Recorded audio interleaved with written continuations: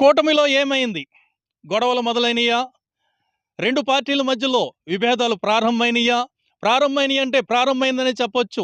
ఇటు తెలుగుదేశం నాయకులు, అటు జనసేన నాయకుల మధ్య నాయకులు తెలుసుకుని ఈ గొడవలు ఆర్పుతారా? ఇంకా ఇంకా ఇంకా పెద్దవి అవుతాయా? చూడాల్సిందే. ఐక్యతగా ఉండే కూటం ఏమవనున్నది? గొడవలు మొదలవుతాయా? ఐక్యతగా గెలిచిన ఈ కూటం రానున్న రోజుల్లో ఏ పక్కకు దారితీస్తుందని జనాలు ఉత్కంఠతో ఎదురు చూస్తున్నారు. జనసేన వీర మహిళ, ఈవిడికొచ్చిన బాధ ఏంటి? ఈవిడ కలుగుతున్న ఆందోళన ఏంటి? పెన్షన్ ఇవ్వకపోవడమే కారణమా? లేక కూటమిలో విష బీజం ఏమైనా మొదలయ్యిందా అని ప్రజలు ఆందోళనలో ఉన్నారు. టీడీపీ నాయకులు ఆరోపణల్లో ఉన్నారు.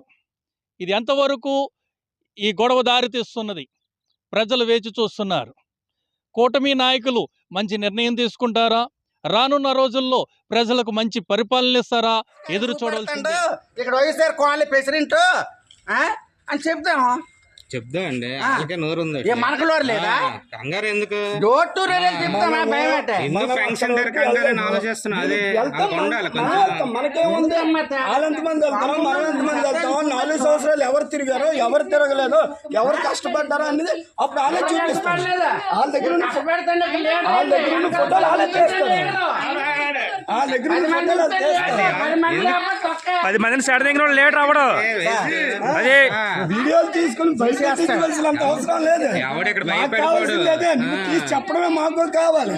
మేము వెళ్ళదు బంగ్లాకి, నీ గౌరవం కాపాడాం. ఈ రోజు నువ్వు పెట్టు, మేము వెళ్తాం. ఈ 4 సంవత్సరాలు ఫోటోలు తీసి చూపించు. మేము లేకుండా వేరే వ్యక్తులతో నీకు దమ్ముంటే ఫోటోలు చూపించు. అది మగవాడమే.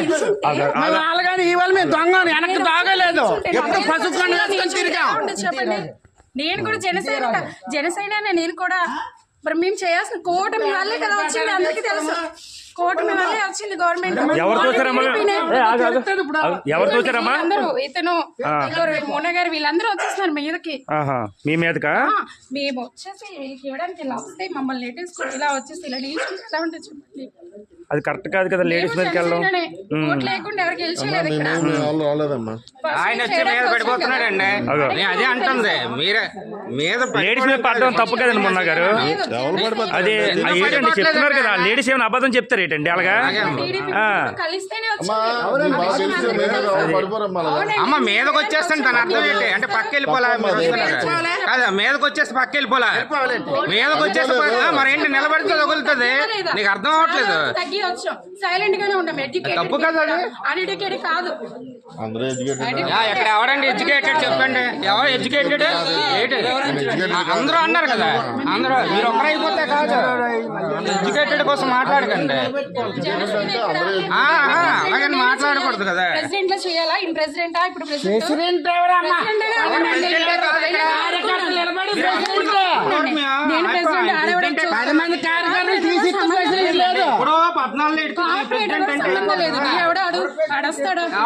మాట్లాడినారండి. సైలెంట్ కూరుకున్నాం మేము. ఎందుకు?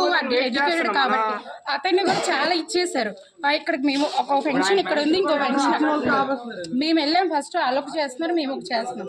అయితే మేము వచ్చి ఇక్కడ నిల్చుంటే లేదు. అతన్ని కూడా అన్నారు ఈ పెన్షన్ కాదు ఆ పెన్షన్ కి రావాలి, వస్తావా లేదా? నేనే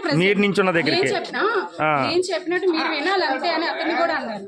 అతను ఇంకా కాంప్రమైజ్ అయ్యా బాగా తెలుసు కాబట్టి మేమే కాంప్రమైజ్ అయ్యాం.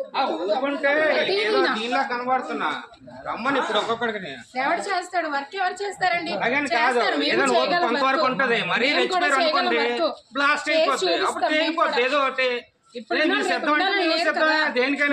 చేస్తే కన్ఫర్మ్ నీకే వేస్తారు. చేయకపోతే చాలా ఉన్నాయి గొడవలు. చూపిస్తాను నేను కూడా. నేనే చేశాను అంటే ఫ్రాడ్ పెన్షన్ చేసావు నువ్వు. పెన్షన్ ఉన్న వాళ్ళకే ఇస్తారు, ఎవరు పెడితే వాళ్ళకి ఇవ్వరు కదా. వేయండి వీడియో, నేనే చూపిస్తాను.